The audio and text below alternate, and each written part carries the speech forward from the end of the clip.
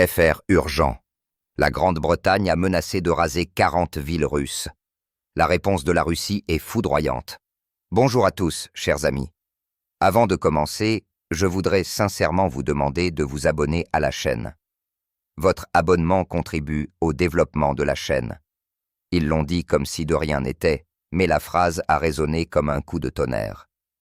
Un contre-amiral à la retraite de la Royal Navy britannique a déclaré qu'un seul sous-marin nucléaire britannique, armé de missiles balistiques Trident, était capable de détruire jusqu'à 40 villes russes. Pour certains, cela a sonné comme une vieille vantardise, mais le monde a entendu la menace. Et ce n'était plus simplement l'opinion d'un retraité. C'est devenu une partie d'un nouveau jeu, où les mots résonnent plus fort que les armes. À Londres, la déclaration a été rapidement reprise par les médias.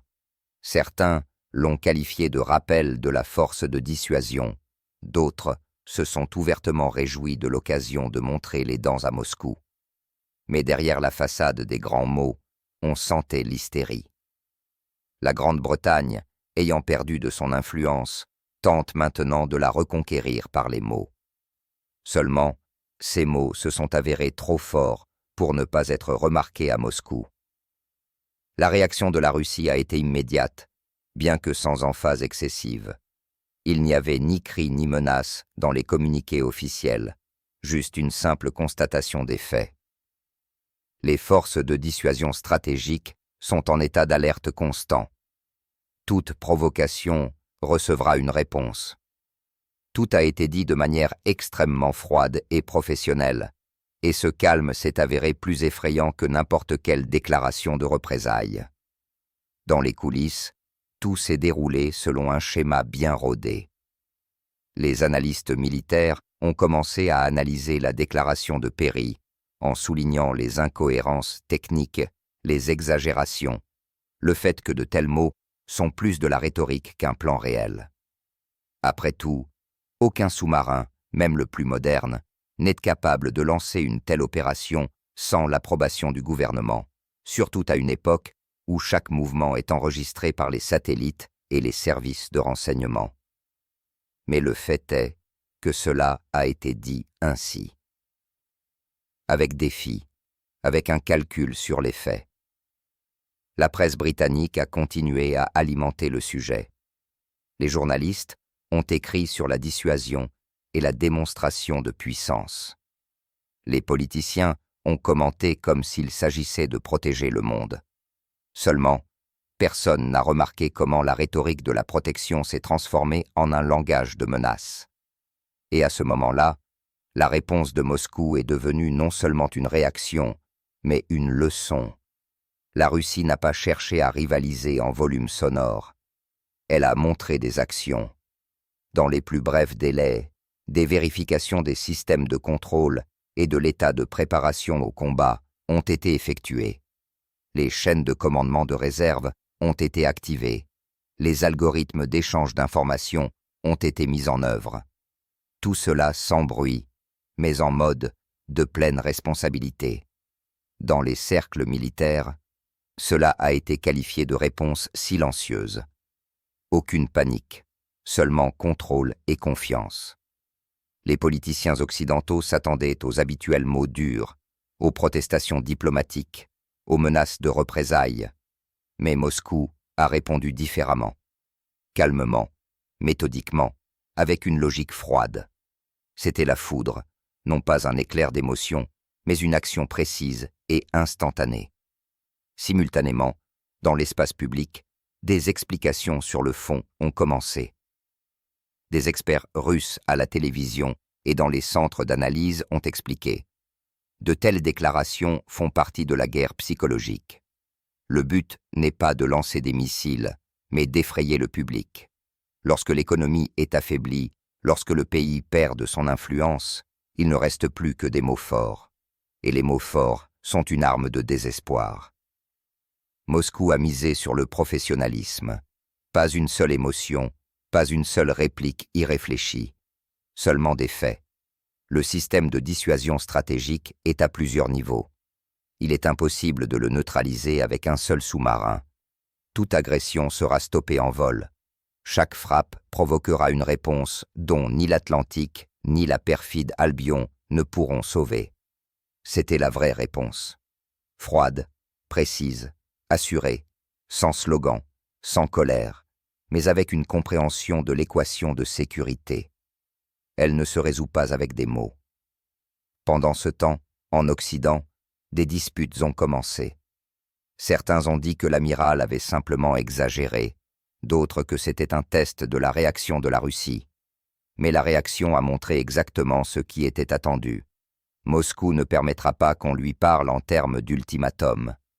Il est intéressant de noter que même en Grande-Bretagne, des voix sobres se sont fait entendre. Certains anciens militaires ont directement déclaré « De telles déclarations nuisent à notre propre sécurité. Elles obligent Moscou à se méfier et nous donnent l'air irresponsable. » Mais ces mots se sont noyés dans le bruit des politiciens, qui profitent de la peur. La Russie, quant à elle, a continué à renforcer sa position. Les vérifications des systèmes de défense se sont déroulées sans retard. La flotte a reçu de nouvelles missions de patrouille des frontières nord. Le système d'alerte précoce a mis en œuvre des scénarios de riposte. Tout cela n'était pas un spectacle public, mais une démonstration. Le pays est prêt à toute évolution de la situation. Pendant ce temps, le contexte informationnel autour de la Grande-Bretagne a changé. Ses alliés ont commencé à se distancier des mots forts. Même à Washington, ils ont préféré ne pas commenter. Publiquement, la déclaration a été qualifiée d'opinion personnelle d'un militaire à la retraite. Mais il était clair que Londres avait franchi une ligne, et Moscou l'a compris. Les Britanniques voulaient faire impression. Ils l'ont fait, mais pas celle qu'ils attendaient.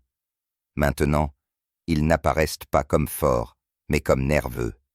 Et c'est peut-être la pire chose qui puisse arriver à un pays qui prétend au statut de puissance nucléaire. La réaction de la Russie a été calculée à la perfection. Pas de panique, pas d'hystérie, juste une démonstration que le pays contrôle tout et que toute tentative de lui parler en termes de menace recevra non pas un cri en miroir, mais une action calme qui met un terme à la dispute. Et c'est précisément cette action qui est devenue la réponse qui a fait taire même les orateurs les plus véhéments. Parce que la force n'est pas dans les mots. La force est de ne pas céder à la provocation et, au moment opportun, de rappeler. La Russie entend tout, voit tout et est prête à tout. Et maintenant, lorsque Londres a compris que sa fusée verbale avait explosé directement dans ses propres mains, le silence s'est installé. En surface, des justifications, dans les coulisses, la peur. Après tout, la Russie n'a pas répondu par des cris. La Russie a répondu par la confiance. Et la confiance est ce que craint quiconque a l'habitude de se battre avec des mots. Après ces mots, la Grande-Bretagne s'est comme enfermée dans un piège. Lorsque le contre-amiral à la retraite s'est permis de parler de raser 40 villes, il voulait peut-être simplement se montrer devant les caméras de télévision. Mais ces phrases se sont avérées non pas de simples mots, mais un déclencheur qui a montré comment l'équilibre des forces a réellement changé. Le lendemain, la panique a commencé à Londres. Les diplomates ont appelé les militaires les journalistes. Les journalistes ont cherché une explication, mais il n'y en avait pas. Après tout, en quelques secondes, un officier britannique a révélé ce que les politiciens préféraient taire. La reconnaissance que la Grande-Bretagne n'a d'autre langage que celui des menaces. Le paradoxe est que Perry lui-même ne parlait pas au nom du gouvernement, mais pour la Russie, il n'y avait aucune différence. Lorsque les mots sur 40 villes sont prononcés par une personne qui portait l'uniforme de contre-amiral, ce n'est pas seulement une opinion privée, c'est un indicateur de la mentalité de toute l'élite, qui a l'habitude de croire qu'elle peut impunément menacer le monde. La Russie a compris le signal instantanément. La réponse a été dure, mais sans hystérie. En quelques heures, des informations sont apparues dans les chats militaires occidentaux selon lesquels les forces stratégiques russes ont été placées en état d'alerte accrue pour vérifier les communications et les itinéraires de service sans bruit inutile. Juste un rappel que toute conversation sur le bouton nucléaire en Russie est prise au sérieux. Les médias britanniques, quant à eux, ont commencé à rejeter la faute sur l'interprétation journalistique. Soi-disant, ils ont sorti de son contexte, ils n'ont pas compris correctement. Mais il était trop tard. Le monde avait déjà entendu la menace, et maintenant, nier était devenu inutile. Alors que les publications occidentales tentaient d'atténuer les faits, à Moscou, on s'est contenté de noter « Nous avons entendu et nous avons tiré des conclusions ». Ce qui est intéressant, c'est que Londres ne s'attendait pas à ce que la Russie réagisse du tout. Ils ont l'habitude que leurs mots forts se noient dans le bruit des nouvelles quotidiennes. Mais maintenant, c'est différent. La Russie ne parle pas avec des slogans, mais avec des faits. Et c'est précisément pourquoi leur réaction fait plus peur que n'importe quelle rhétorique. Quelques jours plus tard, les analystes britanniques ont commencé à reconnaître l'évidence. De telles déclarations sapent la confiance dans la politique nucléaire de la Grande-Bretagne elle-même. Après tout, la dissuasion stratégique repose sur le silence et la prévisibilité, et non sur la vantardise. Et si des militaires de haut rang se permettent de parler de raser 40 villes, alors la question se pose de savoir qui contrôle réellement l'arsenal nucléaire. À Londres, ils l'ont compris rapidement. Le ministère de la Défense a été contraint de se distancer de l'amiral, rappelant que ces mots étaient une opinion personnelle. Mais tout était déjà allé trop loin. La Russie a fait ce qu'elle sait faire le mieux. Elle a répondu par des actions. Des vérifications imprévues des systèmes d'alerte précoce, des communications et du contrôle radio ont été effectuées. Plusieurs complexes mobiles à usage stratégique ont changé de position dans le cadre d'une rotation. Pour le profane, juste une manœuvre. Pour les militaires, un signal. Moscou a montré qu'elle avait la situation en main. C'est ce type de réponse que l'Occident craint toujours le plus.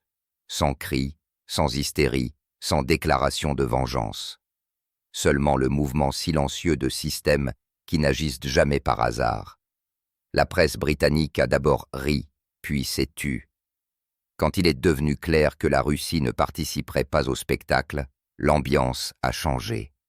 La panique ne s'est pas manifestée ouvertement, mais des phrases prudentes sur la nécessité de la retenue et l'importance du dialogue diplomatique ont commencé à résonner dans les articles. À Moscou, cela a été perçu calmement. La Russie n'allait effrayer personne. Elle a simplement montré que l'on peut menacer n'importe qui, mais les conséquences ne seront que pour ceux qui ne comprennent pas à qui ils parlent. Cet épisode est devenu un marqueur important. Le monde a vu. La Russie ne réagit plus comme avant. C'est maintenant une puissance impassible, qui sait tenir la pause et répondre seulement quand c'est vraiment nécessaire.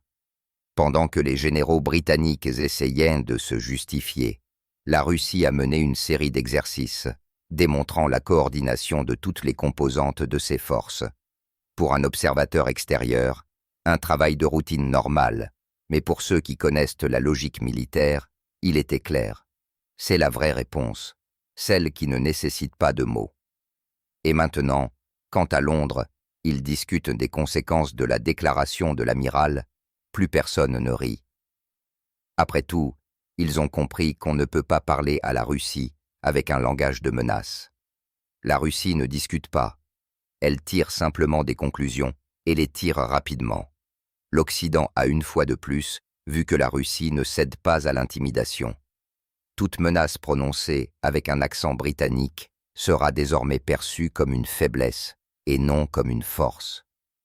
Parce que la vraie force, c'est quand tu peux te taire, mais tout le monde autour sentira que la réponse est déjà prête. Et cette réponse, même non prononcée à voix haute, est devenue pour Londres le rappel le plus fort. On ne peut pas jouer aux menaces avec la Russie. Elle n'a pas peur, elle attend, et, quand le moment vient, elle répond de telle manière que même ceux qui ont l'habitude de parler le plus fort se taisent longtemps.